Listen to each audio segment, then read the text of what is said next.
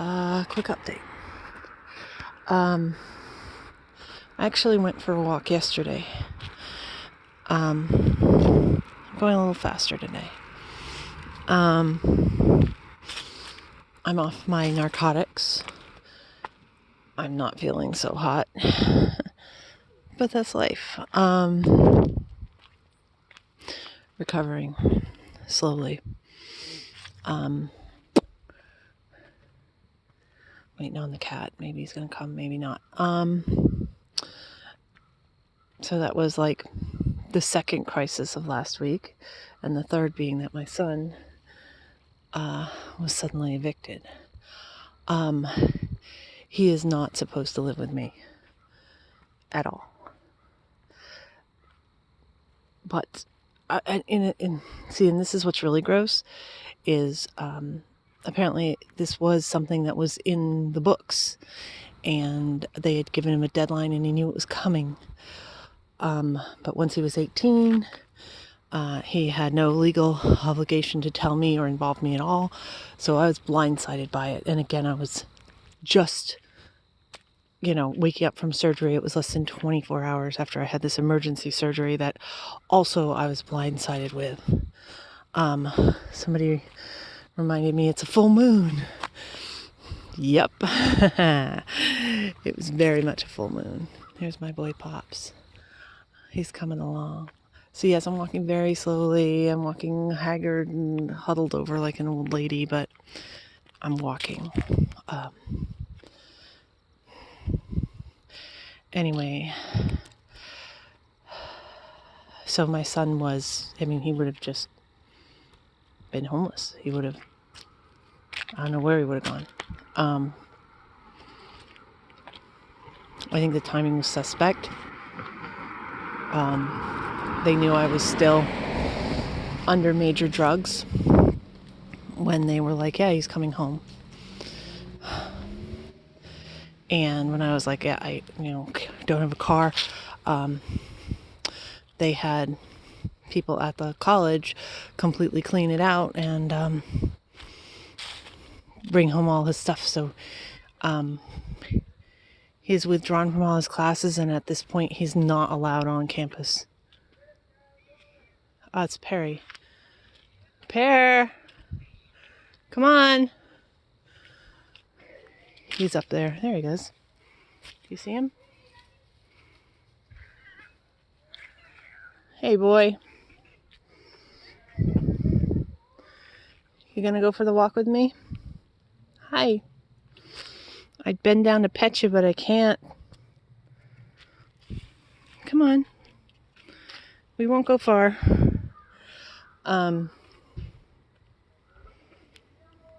He was with his case manager. They decided it was best for him to come home. Apparently he has been read the Riot Act, and he understands that he is not to act up, because he hasn't. He hasn't touched me, he hasn't laid a hand on me. He's been a little shouty from time to time, a little, calling me every name in the book from time to time. But I think he has a clue that he can't act like that. And of course, he's doing what he's done all along. I mean, it was really annoying. He comes in the house, he just explodes his stuff everywhere. I can't even step over it because of this injury. Won't pick it up. Goes and puts his stuff in the refrigerator. That was one of the first things we had to do, was go shopping, because I had no food for him, because I eat a very different diet, especially now. Can't eat any fat at all, so this is not the type of food that he eats. So he stuck it in the refrigerator in front of all my food, so I was basically stuck there because I can't pick up anything. I'm restricted, and it's painful. It's hard to take a deep breath because it's where it is. The gallbladder is like right under your lung. Can't bend over, can't pick anything up. So I was like, dude, you need to move this stuff. And he wouldn't do it. And basically when I started to feel a little better and I'm like, I got to get this stuff moving, I started moving it myself. And then he was like, okay, I'll move it. Get dressed. I mean, that's the other thing. 18-year-old kid is running around my house completely naked. He needs to get over that. Well, because then he knows that I'll leave him alone because I'm not interested in hanging out with my naked 18-year-old son. You coming, Pear? I mean, it's all manipulative. And then, I suppose this is good. I made him change the litter boxes. I've got 5 cats. So that's like a major chore, and I wouldn't have been able, I don't know what I would have done. Actually, I do know what I would have done. When I go on traveling, I actually have like a kitty wader pool, and I put kitty litter in that. I would have brought the pool inside and just tipped over the litter and like got a knife and stabbed it open and kicked it around a bit so that it would empty out and they would just use that. Sorry, my finger. I just noticed. Anyway, so when I told him to change the litter boxes, because 100% need to be done, he's like, oh, I have a torn ligament in my shoulder. I can't. I'm like, dude, I just lost an organ and I have 4 major incision puncture wounds in my abdomen. I really can't. You have to do it. And he did it eventually. Pear, come on out of the street. Perry, come on. The car's coming. Good boy. Sorry for the noise. Anyway, so the deal is, of course he thinks he's home for good until he decides to go back to college and that he can continue on the way that it was before. And that is not true. And that is not happening. So we'll be talking to, somebody. We'll be talking to his case manager on Monday, and they're going to be working out getting him someplace else to live ASAP, and maybe getting a job, and I don't know what else. But he seems to think that, okay, now I can just play video games all day long and I don't have to worry about anything. And I'm sorry, I don't agree with that. And he can't live with me because it's only a matter of time. He is tempering his anger. But the second I ask him to do anything, he just turns into a raging maniac, screaming at me again. And right now I'm mostly in bed, so I'm not asking him to do anything. But once I'm better, damn straight, I'm going to have this, he just, the people, they came in and it was like the worst movers you've ever seen in your life because they wanted to be in and out. They just literally took everything and threw it in the middle of the floor in the kitchen, living room, and everywhere. And he's not interested in moving it. He's yelling at me because he doesn't know where his clothes are. I'm like, dude, you packed. The stuff is there. You need to do something with it. At least move it out of the way so I can walk through. It's a problem.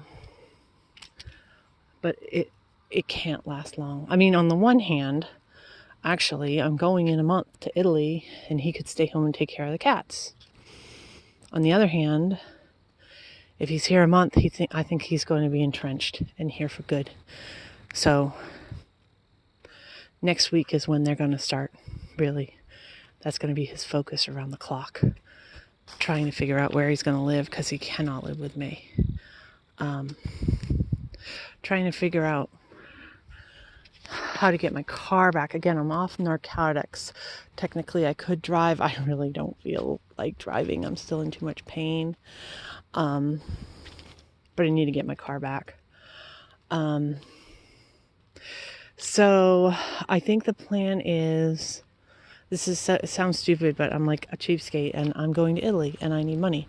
And have not been working because I'm on narcotics, etc.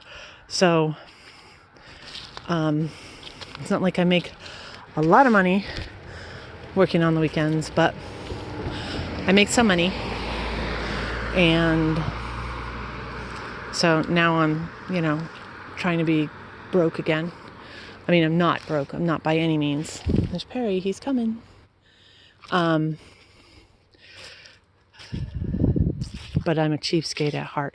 So I think what I'm going to do, I had to take an Uber to go grocery shopping because my kid had no food. And also to pick up more pills. Oh my God, what a runaround that was.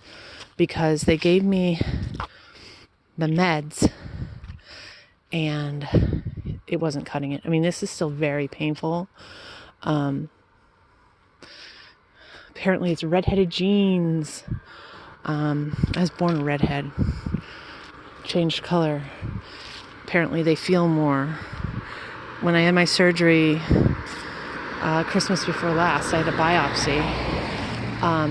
They had to give me something like 5 times the normal amount of meds to block the pain. When I came out of the surgery on Thursday, I mean, I was freaked out. They gave me like 12 syringes of pain meds to try to handle it. So, I am really feeling, even right now, I am really feeling this.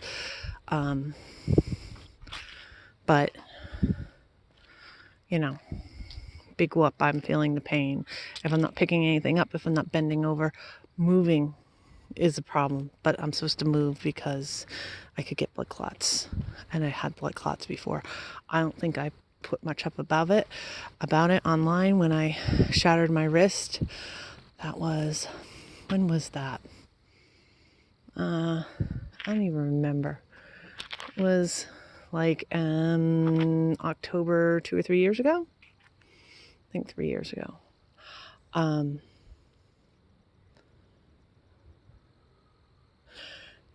I broke the bone in 8 different places and had 10 screws in my wrist.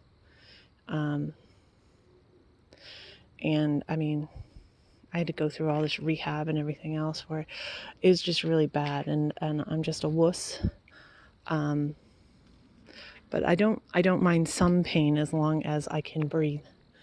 I mean, I think that's a pretty basic requirement. So anyway, so what I think I'm going to do, and this is nuts, but I don't care. I'm going to take an Uber to the closest bus line, and then I'll take a bus into the hospital where I can get my car. Because, 1, it's cheap, and 2, I don't think I could stand being in a car with an Uber driver for over half an hour. No way. 10 minutes is bad enough. Yeah, I gotta go.